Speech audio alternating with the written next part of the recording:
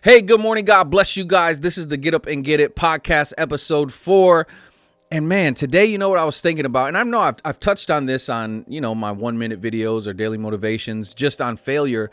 But what I was thinking about today was just specific people that I've known throughout the years who have that entrepreneurial spirit, who have always wanted to be or always have been in some way, shape, or form an entrepreneur. And how people who have been in a job for 20 plus years have seen them failed in businesses. And I've actually heard these conversations at the barbershop and things like that, and clown them because of all these businesses they started and they failed in, right? I don't think that that's failure.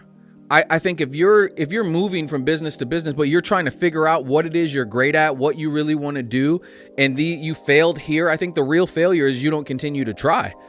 And I think that's what I've seen with people who want to keep the stability of being a part-time entrepreneur and having this full-time job over here, is they've tried something and they failed at it. And then they're like, oh, well, I guess that's not for me. Instead of being, persistent to pursue that thing so it can be successful. And that's what I've seen is like that mentality of, well, this was just side money anyway, and if it pops, then we'll run with it. If not, it's all right. It failed. No, if you would have actually put your all into it, maybe it could have been the most successful thing you've ever done in your life.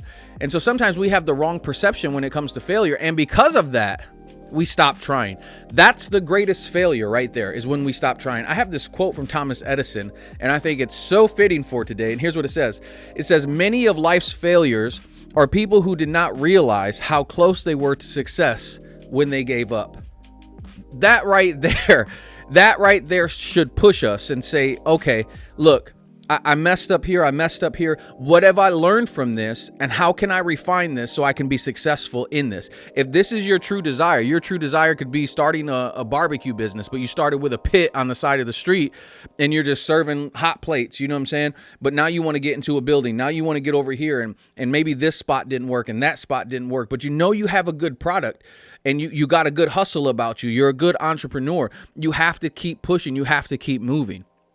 The desire that the Lord lays on our heart at times, other people won't understand why you're pushing towards that so hard and you want to make that successful. It's because it's what you're passionate about, especially like I said, barbecue, in the realm of cooking.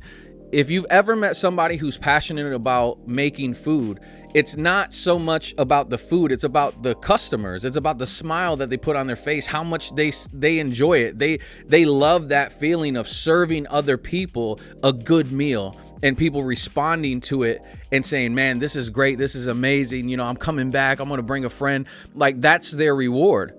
But we have to understand, don't shortchange yourself by giving up, because if you give up, you'll never know the possibilities of what you can do. Now, you don't have to continue to do the same thing if it's not working, but what you can do is you can pour more into it, try to refine it, adjust what you need to so you can be successful with it. See, giving up is something that's easy. Persevering is something that's necessary. I'm going to say that again. Giving up is something that's easy, but persevering is something that's necessary if you truly want to be successful in life. And to me, like, I just want to do what the Lord's placed on my heart to do. Like, my business is people, right? So I enjoy pouring into other people. I enjoy seeing other people get set free and moving into the life that God's called them to. That's one of the greatest joys of my life. And for you, it might be feeding somebody. It might be fixing their car. It might be what you build with your hands. I mean, I'll ride with my buddy Jimbo. He used to lay concrete, and he'll always tell me, hey, I built that in the city. We built that. I think that's amazing to have that to look back at and say, this was a contribution that I made to my community along the way through these years that I worked and I worked hard. I think that's amazing. But as an entrepreneur and as a business owner, you want to be able to say that also. You want to say that, look, this business has been in this community for this many years, and it's been in my family for this many years, and we've refined it. We've made it more successful. We're thinking about branching out. Like, that's amazing. If you do something well, man, do it to the best of your ability and see how other people respond to it. Business is simply this in the earth. It's helping other people. Things that help other people are successful in. McDonald's is successful because people are busy and they don't want to cook, so they stop there to pick up dinner, right? Drive-through. They cornered the market, Burger King, drive-through, because then people don't have to go home and cook for themselves. Even though I suggest that you stop with fast food and you go home and cook for yourself, especially in these days and times with zombie burgers. But listen, it's a lot more healthy for you to eat healthy at home. Lesson that I'm learning right now, getting back to working out. But listen, being an entrepreneur doesn't mean it's going to be easy. And it doesn't mean that you're not going to have hangups and hardships in your life. But man, what you could do is like you make a great salsa, can it, sell it, go to the local farmers market, see how people respond to it. What do you have to lose? Like, we were created to create, but it's the fear of failure sometimes that keeps us from moving forward. But what do you really have to lose? If you think about it, if you spend, $5 at Starbucks every day, at the end of 5 days, that's what, $25? Okay. So if you spend $5 a day, $25 in 5 days, you could go buy some mason jars, right? And then go buy some ingredients for your salsa, cut that up, put them in 5 mason jars, take them to work, test them out, go to the flea market, go to the farmer's market, test it out, see if people like it, see if you can sell it. You can take what you make from the 5, turn it into 10, right? You see, there's no real risk. What people are afraid of is actually trying. Don't let people talk you out of your big try.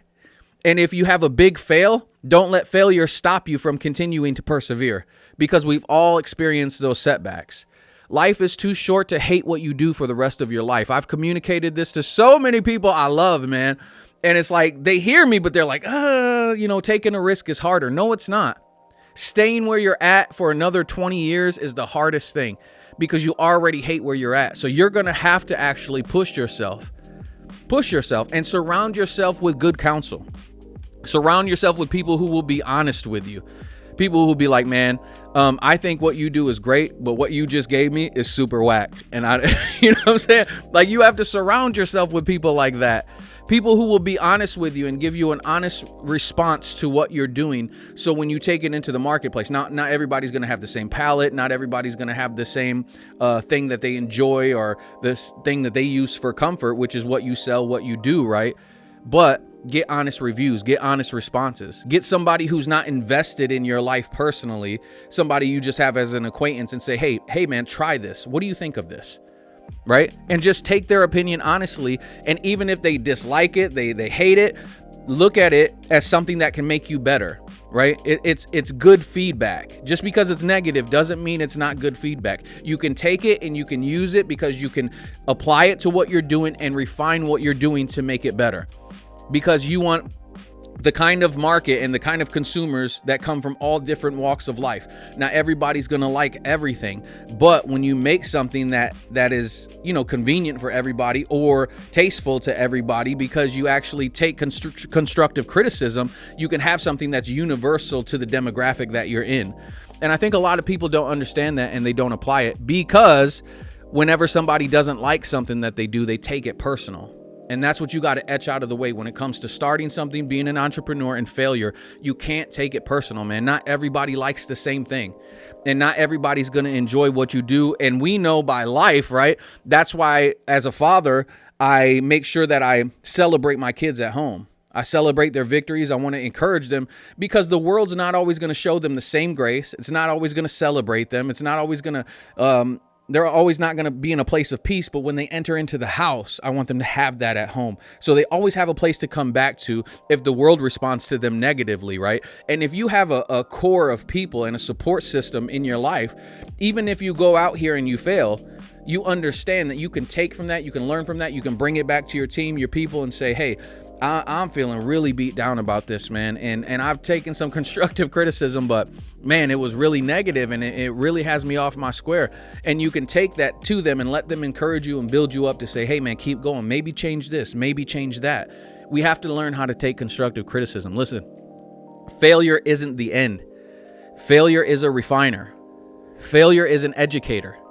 Failure will teach you how to make adjustments. But you cannot let it paralyze you and stop you from moving forward and trying. You have to persevere. You have to persevere. You have to get up and get it. But it will always be up to you. It will always be up to you. People can talk you down. People can talk you up, right? But if you know that you're confident about what you're doing, then it doesn't matter what they say, because you're going to move anyway. And that's what I've always honored the entrepreneurs that I've seen, even those who have failed in this business or in this business, because I'm like, man, they have a heart to try, and they dare to dream. And I think that's something you can admire. That even in the midst of failures and you know, people slandering them or talking bad about them because they weren't good with this or weren't good with that, they still were like, man, I'm not living to serve somebody else's dream in my life. I'm going to do something important with my life, something that I desire and I'm passionate about, other than just putting parts together on a factory line. Like, to me, that's commendable because they're willing to go for it. Listen, the American dream for most people isn't anymore the white picket fence, you know, and the family of four. The American dream for people is to be able to live the life that they desire, right? And not have to succumb to working for somebody else for the rest of their life and building somebody else's dream. And I get that, because in America, we have that entrepreneurial spirit. Everything that we see was based off of somebody actually taking a risk and praying over things and actually putting their best foot forward to accomplish something great. And I just want to tell you today, as I bring this to a close, you can do the same thing, man. You can do something great with your life. I don't care about your background, what happened to you in the past, your parents not believing in you, your family not believing in you. God created you to be great, but you have to choose to do something great.